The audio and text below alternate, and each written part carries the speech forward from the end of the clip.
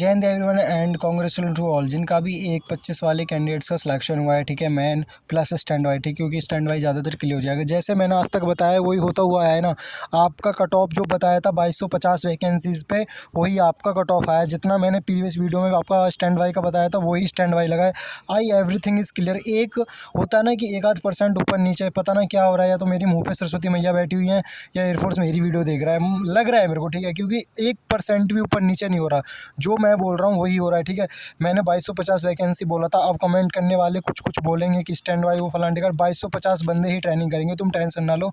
ये क्या होता है, अपना जो डिफेंस होती है, डिफेंस में एक जो बैकअप होता है उसको रखने का हमेशा से अस्तित्व। जब आप गार्ड दोगे वहाँ पे एयरफोर्स में जो ट्रेनिंग जा रहे हैं बंदे, आपका जब स्टैंड बाई क्लियर हो जाएगा, जब आप वहाँ पे पहुँचोगे, ठीक है, ट्रेनिंग में, तो आप देखोगे वहाँ पे हर चीज़ का एक बैकअप होता है। अगर क्या होता है ना, ट्रैफिक पुलिस में भी एक नहीं दो आपको बडीज़ बनाई जाएंगे, ठीक है। आपको जब गार्ड्स वगैरह दोगे तो वहाँ पर भी आपको एक बैकअप में आपके लिए हमेशा एक बंदा साथ में रहता है, ठीक है।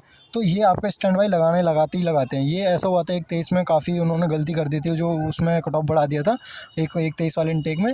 तो उसके सिवा आज तक आपका कभी भी मतलब ऐसा नहीं हुआ कि आपका स्टैंड बाई ऑलमोस्ट क्लियर हो जाता है। तो इस इनटेक में आपको होगा क्योंकि उन्हें ऊपर भी दिखाना होता है बंदे कि हमने इतने बंदे वेटिंग लिस्ट में लिए हैं, ठीक है। ये एक डिफेंस की प्रथा है जो वेटिंग लिस्ट बोलते हैं उसको, वो लगती है स्टैंड बाई, उसमें तुम नहीं कर कुछ कर सकते, ठीक है।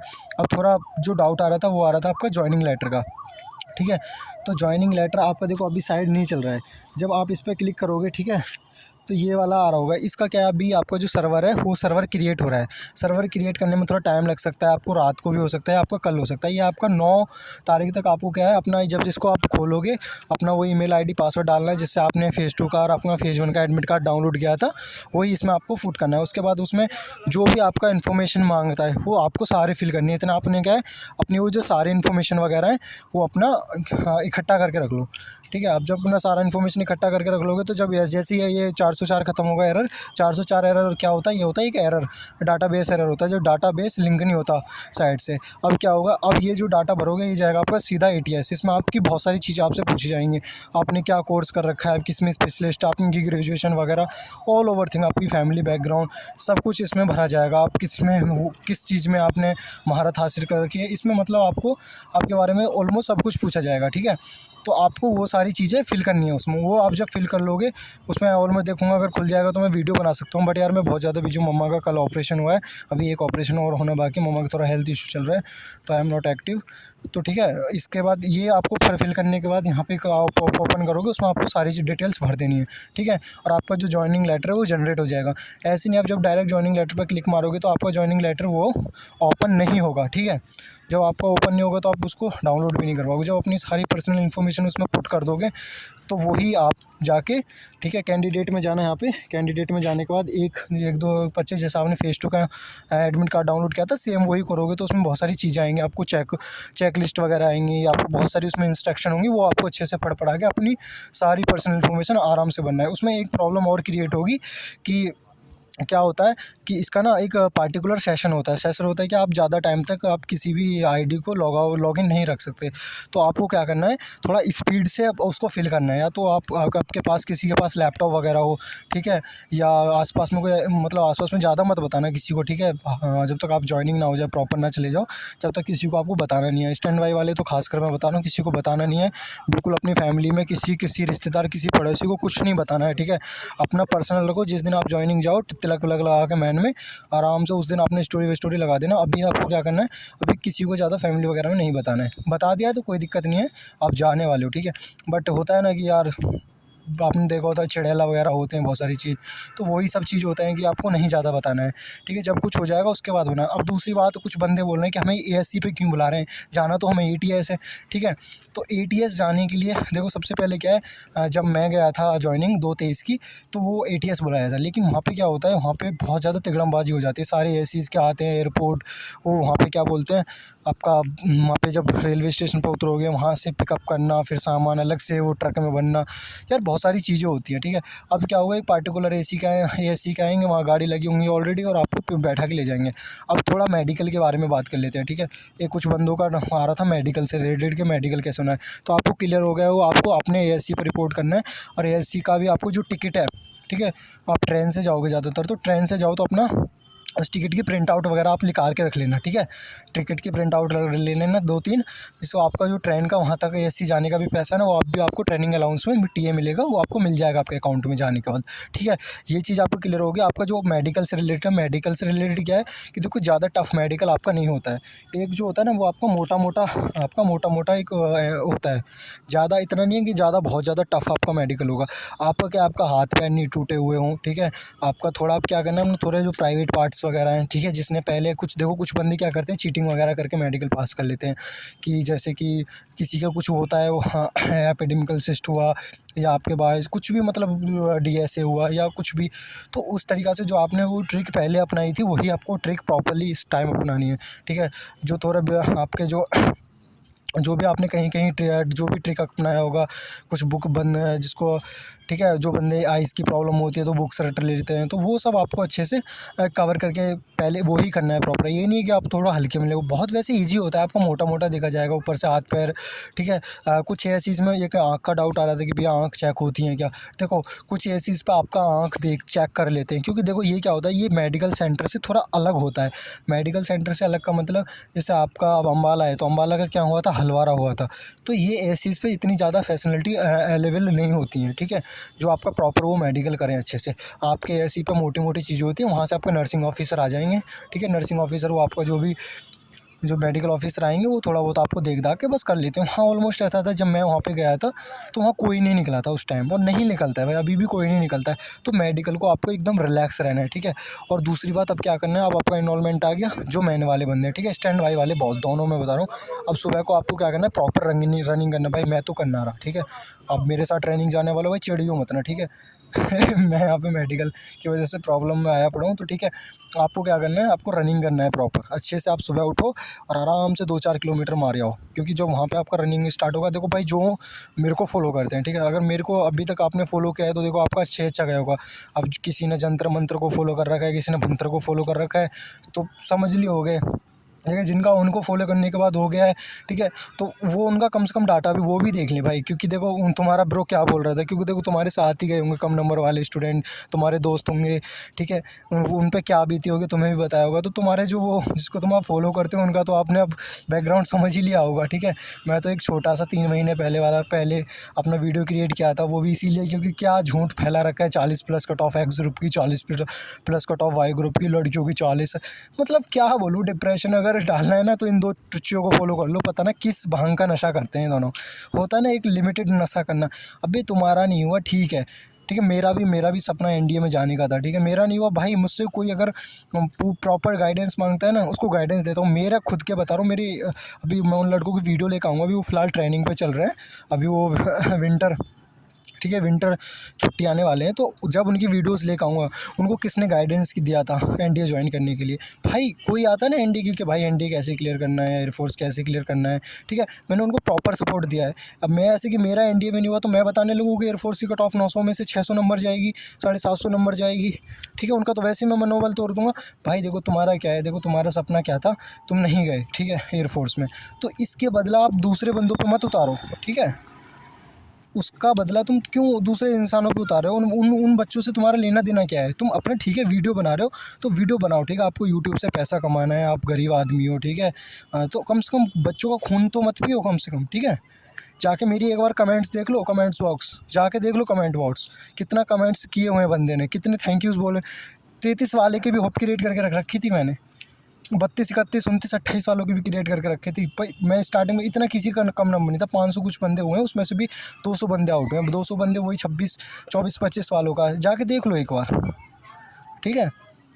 मैंने आज तक किसी का होप नहीं किया। मैं ये मेरा इसके बाद में भी वीडियो आएगा वैसे डॉक्यूमेंट से रिलेटेड, बट अपने जाकर उन गुरुओं को सेंड कर देना जिनको तुमने फॉलो करके डिप्रेशन में डाल दिया था आपने, तो लोग तुम्हारे हाई हैं। तो मैं नहीं, क्या जो मेरे बंदे देख रहे हो हाई मार्क्स वाले भी होंगे और तुम भी उन गुरुओं को फॉलो कर रहे होंगे, तो अपने दोस्तों की हालत देख लेना कि क्या कर दी थी उन्हें। अब 1500 वैकेंसी है तो जाके चुल्लू भर पानी में डूब रहो। मैंने तो चैलेंज कर दिया था पूरे ग्रुप में, 40 बंदे थे उस टाइम वॉइस चैट में, कि अगर 1500 से ज़्यादा वैकेंसी लिख रही तो मैं अपना चैनल, अगर 1500 वैकेंसी निकली तो मैं चैनल डिलीट कर दूंगा, ठीक है। अब हिम्मत हो तो तुम दोनों अपना चैनल डिलीट कर दो, ठीक है। और भांग इतनी पिया करो कि बंदों पे ना उतार सको। तुम्हारा नहीं हुआ तो उसका मतलब ये नहीं कि तुम दूसरे बंदों पे अपना वो उतारोगे, अपना लिमिट में, अगर आपको पैसा कमाना है यूट्यूब से, यूट्यूबर बनना है, आपका यही करियर है, तो कम से कम एक टॉप एनालाइज़ करो, ठीक है, तुम्हारा, ठीक है। जो बंदे सेलेक्टेड हैं उनसे पूछो भैया कितना कट ऑफ जाने वाला है, कितने बंदे सेलेक्ट हुए हैं। तुम्हें ये तो पता नहीं है कि एक्स के ज़्यादा है वाई के ज़्यादा, क्या कट ऑफ प्रेडिक्ट करोगे यार।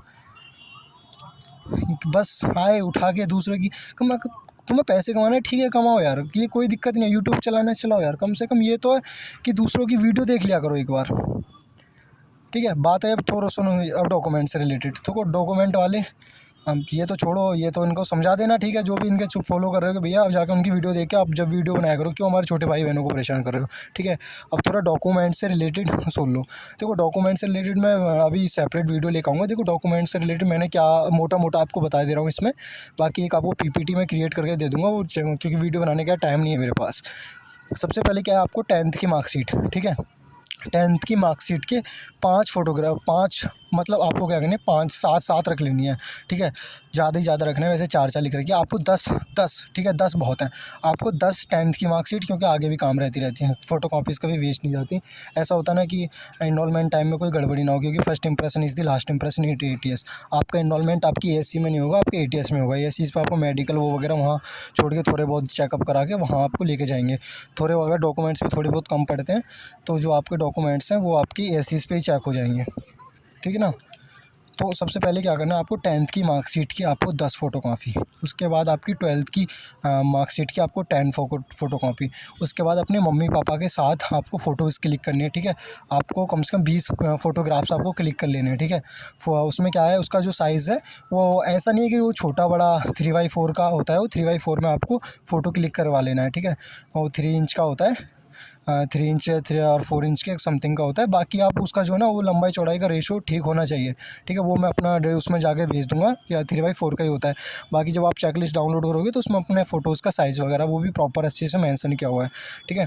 तो 10th की मार्कशीट के 10, 12th की मार्कशीट के 10, जो अपने फ़ोटोज़ हैं वो आपको 30 फ़ोटो, ठीक है, 30 फ़ोटो। मैं 30 फ़ोटो इसलिए बता रहा हूँ क्योंकि आपका बहुत, अब जब पोस्टिंग होगी आपकी टेट्रा में जाओगे तो आपके फ़ोटोज़ वगैरह बहुत सारे लगते रहते हैं।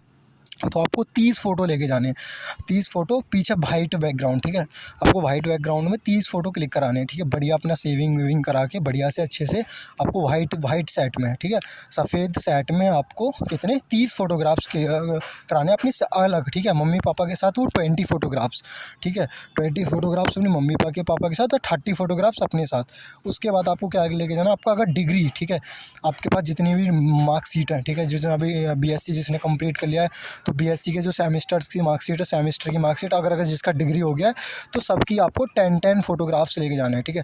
10 आपको कलर नहीं, आपको ब्लैक एंड वाइट आपको फ़ोटोग्राफ को लेके जानी है, ठीक है, उसकी फ़ोटोकॉपी हो गया।